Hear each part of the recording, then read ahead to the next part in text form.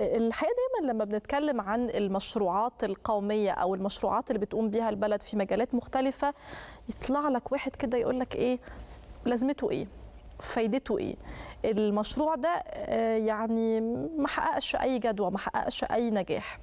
طب إيه رأي حضراتكم النهاردة إن المشروعات دي تحديدا اللي احنا بنتكلم عنها بتفوز في مسابقات دولية، مسابقات كده في العالم بتتعمل، مشاريع تحكيم زي كده مشاريع التخرج لما يجيب لك لجنة كلهم جهابذة، كل واحد متخصص في مجاله، كل واحد واخد درجات علمية، واخد خبرة وعامل ايه في العالم وعنده انجازات وصاحب تاريخ. جمعوا الناس دي كلها وقعدوا يعملوا تقييم للمشروعات اللي في العالم. هم قيموا حوالي 34 مشروع كبير في العالم. المشروعات دي فازت منها مصر أو فاز فيها 5 مشروعات مصرية، 5 مشروعات مصرية فازوا في التحكيم اللي حاصل في العالم دوت، أو المشروع اللي بينظر ويقيم ويدرس هذه المشاريع ويقول لك والله مين أحسن مشروع، مين أفضل مشروع، والمشروع دوت عمل إيه وإيه فايدته وإيه جدواه.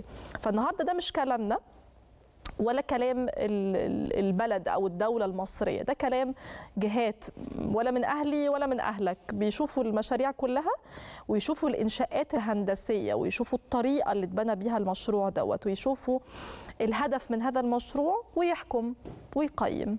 النهارده 5 مشروعات مصرية فازت بجوائز في القصة دي.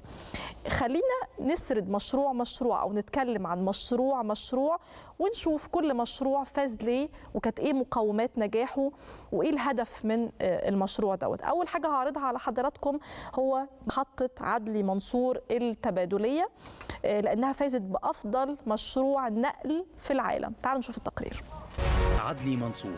فازت محطة عدلي منصور التبادلية بجائزة أفضل مشروع نقل في العالم لعام 2022، وذلك وفقا لمجلة ENR العالمية، والتي تمنح هذه الجائزة لأفضل المشروعات وأكثرها تأثيرا على أرض الواقع ومدى مساهمتها الإيجابية على مستوى المجتمع والبيئة. وتعتبر المحطة هي الأكبر في الشرق الأوسط وأفريقيا، كما تعد هذه المحطة عملا هندسيا فريدا من نوعه، حيث أقيمت على مساحة هائلة تبلغ 15,000 فدان، ويتم التبديل خلالها بين 5 وسائل نقل مختلفة، وهي المحطة النهائية للخط الثالث لمترو الأنفاق، والذي يعرف باسم الخط الأخضر الصديق للبيئة، وتقع على مساحة 3400 متر مربع، وترتبط مع ورشة العمرة الجسيمة للمترو على مساحة 65 فدانا. محطة القطار الكهربائي العاشر العاصمة الإدارية الجديدة، وتقع على مساحة 3700 متر مربع. محطة قطارات سكك حديد السويس على مساحة 6200 متر مربع. محطة أتوبيسات سوبر جيت للمحافظات على مساحة 6200 متر مربع. مسار الأتوبيس الترددي. تغطي المحطة مظلة عملاقة على هيكل معدني من الحديد بمساحة 24,000 متر مربع، مغطاة بالألومنيوم والزجاج المقاوم للعوامل الجوية، واستخدم في تنفيذها حوالي 2700 طن من المواسير الصلبة، وترتكز على 50 عمودا خرسانيا دائريا، ويصل ارتفاع الواجهة الزجاجية للمحطة التبادلية إلى 19 مترا. شارك في تنفيذ العمل الضخم 200 مهندس و800 عامل بإجمالي ساعات عمل 10.5 مليون ساعة و19,000 ساعة عمل للمعدات، فيما استغرق العمل في المشروع 18 شهرا من العمل المتواصل.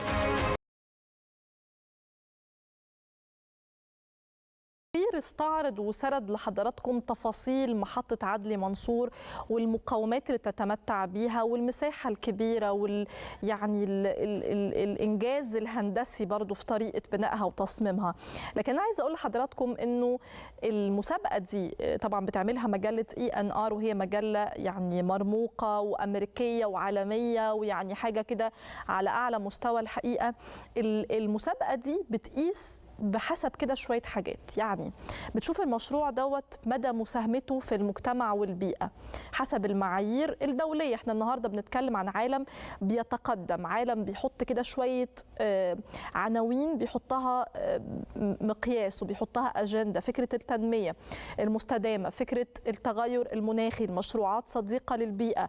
فالنهاردة التقييم دوت مبني على قد ايه المشروع دوت بيساهم في المجتمع، قد ايه هو له جدوى وله فائده، وقد ايه هو صديق للبيئه، وقد ايه هو بيستخدم الطرق والمعايير الجديده والتكنولوجيه والحديثه في المعمار والتصميم والهندسه وتلبيه احتياجات الناس. ده التوجه اللي العالم كله ماشي فيه. التنمية ازاي تكون مستدامة، ازاي نخلق مشاريع صديقة للبيئة، ازاي نطور من قطاع النقل بطريقة اقل تلويثا للبيئة. كون ان احنا يتم اختيار هذا المشروع كأفضل مشروع نقل في العالم، ده معناه انه محطة عدلي منصور هي انجاز بحد ذاته. يجب ان نفخر ان احنا بايادي مصرية، مصريين اللي عملوا المشروع دوت من الالف الى الياء، وعملناه على اعلى مستوى بالشكل اللي خلى مجلة زي ENR، وحضراتكم يعني تدوروا عليها وتشوفوا هتلاقوا ان هي مجلة مرموقة ومتخصصة وليها يعني سمعة مميزة جدا. هنا صدقت حلمي وبدأت، قالوا عني زمان موهوم بيضيع وقت، لا يوم سلم ولا استسلم، ووقعت وقمت وامبارح غير دلوقت. هنا قلبي من جوه ده اللي بيديني القوة، في طريقي مشيت واديني ثبت. من هنا قررت بعد ما فكرت امشي عالصعب، وعرفت انا لما كبرت ان اللي تفكر في ازمه كان خوفك منه ملوش لازمه، واديك عالصعب قدرت. واللي زمان ضحكوا عليك شوفهم دلوقتي بيداروا كسوفهم، وهو راهنوا عليك تخسروا وكسبت. انا ابن مصر، انا ضد الكسر، أنا رافع راسي تملي لفوق طول العمر. أنا ابن مصر قلبي نسر، مقدرش أعيش أبدا يوم غير وأنا حر. شفت أزمات ومواقف ملهاش عد، بس الصدمات بتقوي ومش بتهد. شفت أزمات ومواقف ملهاش عد، بس الصدمات بتقوي ومش بتهد. انا عندي ثقة بالنفس ومناعة ضد اليأس. انا ابن مصر، انا ضد الكسل، انا رافع راسي تملي لفوق طول العمر. انا ابن مصر، انا ابن مصر قلبي نسر، مقدرش اعيش ابدا يوم غير وانا حر. أنا ابن مصر، أنا ابن مصر، أنا ضد الكسل، أنا ضد الكسل، أنا رافع راسي تملي لفوق طول العمر. أنا ابن مصر قلبي نسر، مقدرش أعيش أبدا يوم غير وأنا حر.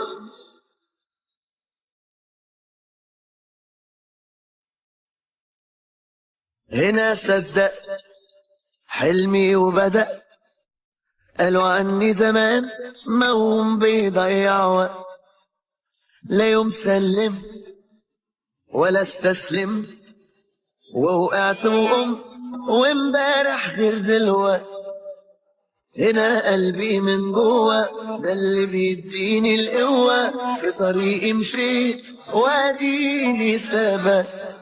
من هنا قررت بعد ما فكرت امشي عالصعب، وعرفت انا لما كبرت ان اللي تفكر في ازمه كان خوفك منه ملوش لازمه، واديك عالصعب قدرت. واللي زمان ضحكوا عليك شوفهم دلوقتي بيداروا كسوفهم، وهو راهنوا عليك تخسروا وكسبت. انا ابن مصر، انا ضد الكسل، أنا رافع راسي تملي لفوق طول العمر. انا ابن مصر قلبي نسر، ما اقدرش اعيش ابدا يوم غير وانا حر. شفت يا زمان ومواقف ملهاش عد، بس الصدمات بتقوي ومش بتهد.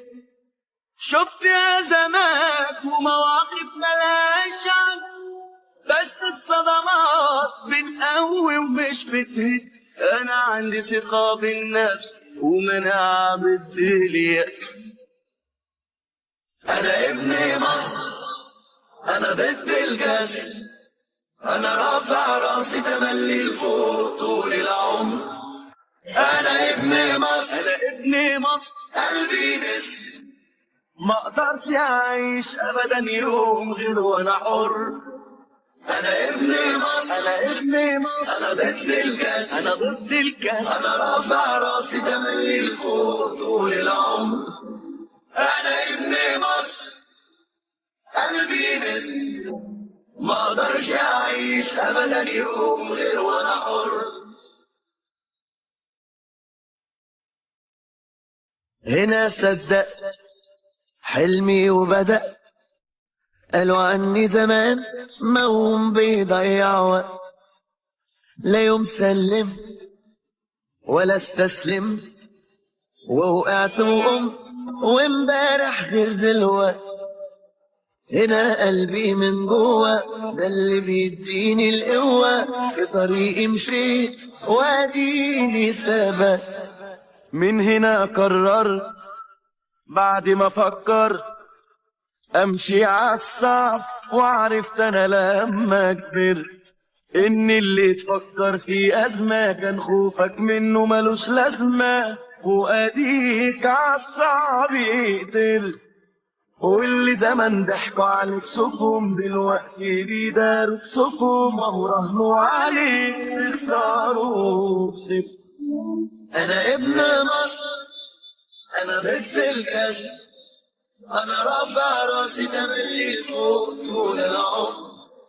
انا ابن مصر قلبي نسر، ما اقدرش اعيش ابدا يوم غير وانا حر. شفت يا زمان ومواقف ملهاش عد، بس الصدمات بتقوي ومش بتهد.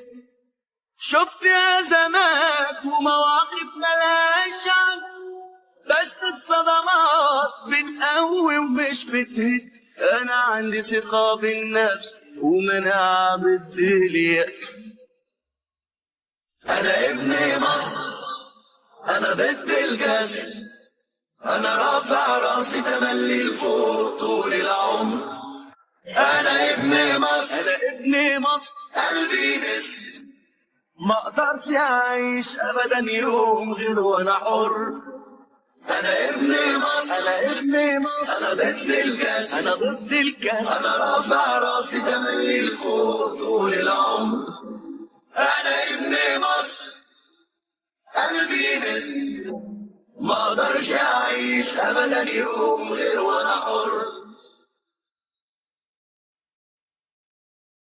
هنا صدقت حلمي وبدأت، قالوا عني زمان موهوم بيضيع وقت.